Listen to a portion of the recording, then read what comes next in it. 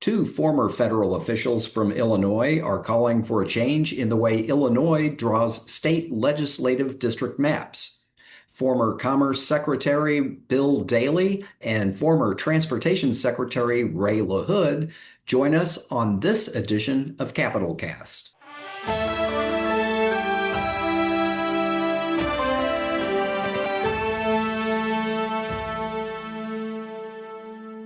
Hello and welcome to Capitol Cast, a regular podcast of Capitol News Illinois. I'm Peter Hancock. The national news has been full of headlines in recent weeks about efforts to redraw congressional district maps in a way that would benefit one party or another. It's a long-standing American tradition known as gerrymandering. But gerrymandering isn't confined to congressional maps. Many states do the same thing with their state legislative maps, and Illinois is certainly no exception. Republicans here have complained for years that Democratic majorities in the Illinois House and Senate here in Springfield are much larger than the party's actual support among voters would suggest. It all comes down to how maps are drawn. It's often said that redistricting is the only time when politicians get to choose their voters rather than the other way around. Now, two veteran public officials are stepping in to propose a state constitutional amendment that would change all that by putting the process in the hands of an independent commission rather than letting lawmakers draw their own maps. Bill Daley and Ray LaHood are here to talk about their plan. Mr. Daley served as Secretary of Commerce in the Clinton administration and was a former chief of staff. He comes out of the banking industry and is part of the legendary Democratic political family of Chicago. Mr. LaHood is a former Republican member of Congress who served as Transportation Secretary in the Obama administration. He's also the father of current Republican Congressman Darren LaHood. Gentlemen, thank you both for being here. Thank you for having us. Yeah.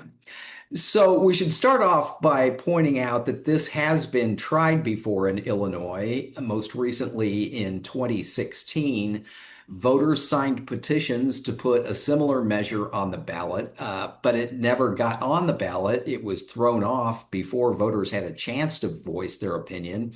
The Illinois Supreme Court threw it out on technical grounds. So I want to start with you, Mr. Daley.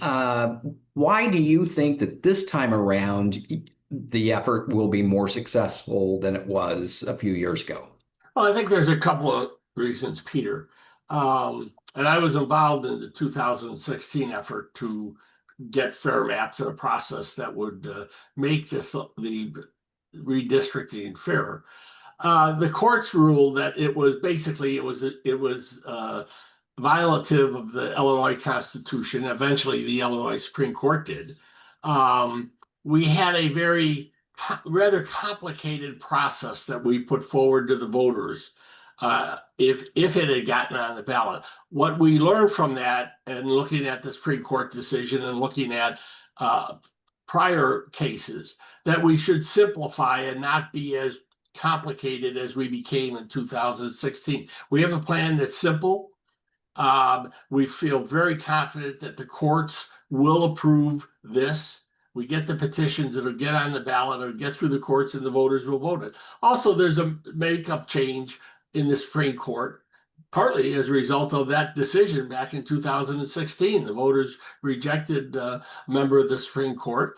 And so we think that this is a simpler and more direct process that will be approved by the courts and then approved by the voters. Okay, let's turn to Mr. LaHood. What is the process now for getting this on the ballot, and can it be done in time for the 2026 elections, which are the next big elections coming around? The process will be to collect 400,000 or 500,000 signatures, which will enable us to put this constitutional amendment on the ballot in May. We submit the petitions to the State Board of Election. They review them. We need about 360,000. We'll collect far more than that. Present them to the State Board of Election. So the deadline for submitting those to the State Board of Election is May of 2026 for consideration by the voters in November of 2026. A constitutional amendment that says that a commission will be appointed by the state legislators, and it will include 4 state legislators, but it will include a total of 12 members, 8 of which will be citizens from Illinois. 12 members, 8 citizens from Illinois, plus the 4 legislators. Is that Correct. what you're saying? Okay. And so to both of you, I guess we start with Mr. Daley. Why now? And if you can just kind of describe what is the problem that we're trying to fix by doing this. You teed it up at the beginning, Peter. Yeah. It is the fact that both Democrat and Republicans over the years in Springfield, when the Republicans had majority, they did the same thing the Democrats did. Whether they did it as well or not, it can be debated. But this idea of picking your voters to maintain control, whichever party it is, that's the reason. Now, again, and you teed up the discussion today about all of the discussions going on in America right now around redistricting. This would continue to affect after the 2030 census, the legislature after that. If the voters pass this in 26, which we will believe it will, commission would be established, but it would not take effect except for the redistricting that would be done after 2030. This is not one of those attempts to try to, in the middle of the decade, throw the thing up for grabs and change it. So there's a process. It's needed, no doubt about it. And one of the main reasons we have this polarization, because the majority of members, whether we can talk about the legislature here and in other states, only worry about their primaries, and the primaries bring out a very small number of Illinoisans who vote in the primaries, and they're usually either on the Democratic side, the far left, on the Republican side, the far right. We think if there's more competition in general elections, you will get more people engaged and a better balance of the type of legislators and their interests that will reflect the voters of Illinois. And Peter, let me just put a little cap on that. We're not talking about congressional districts. We're talking about state representatives in Illinois and state senators. So we're talking about state legislative districts. It seems that the public may have a high interest in this based on all of the publicity around what's going on in Texas with redistricting. That is for congressional districts, and same is true in California. Ours would be asking the people for allowing the citizens to have their say in drawing maps that are contiguous and compact. This is being done in several other states, including our neighboring state of Iowa. And people in those states where they have citizens drawing maps are not complaining about districts that don't reflect where the people live.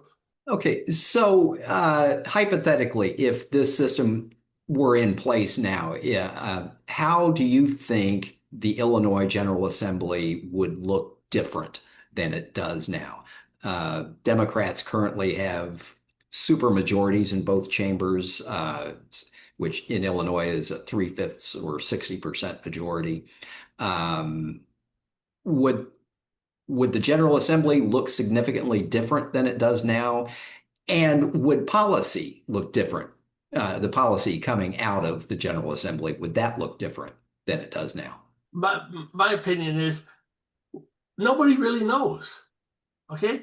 People predicted when California went to a commission that the Republicans would gather all sorts of new districts and minorities would be pushed out. It didn't happen. Democrats got more seats and there were more minorities.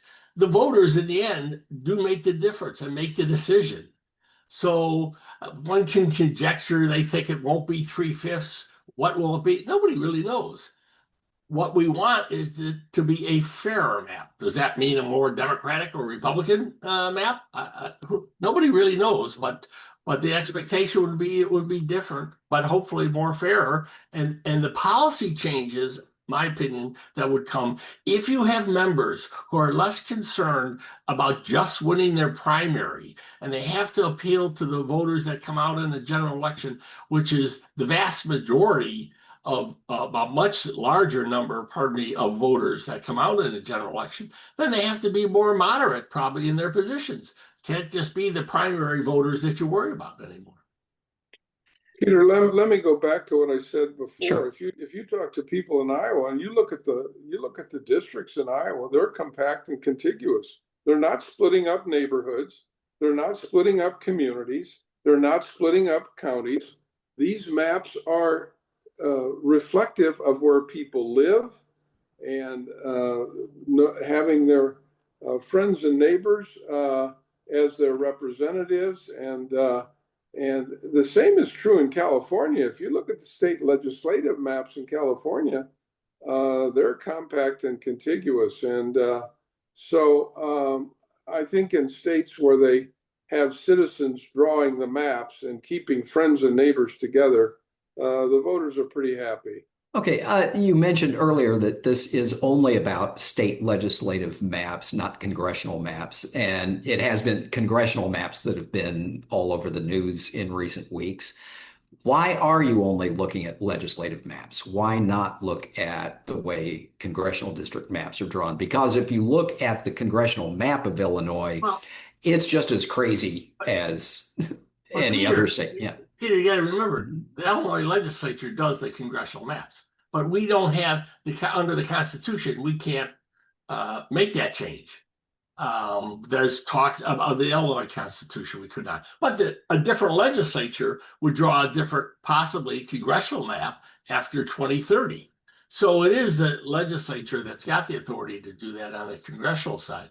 But we believe, our lawyers believe, that we don't have the ability under this Constitution to do that.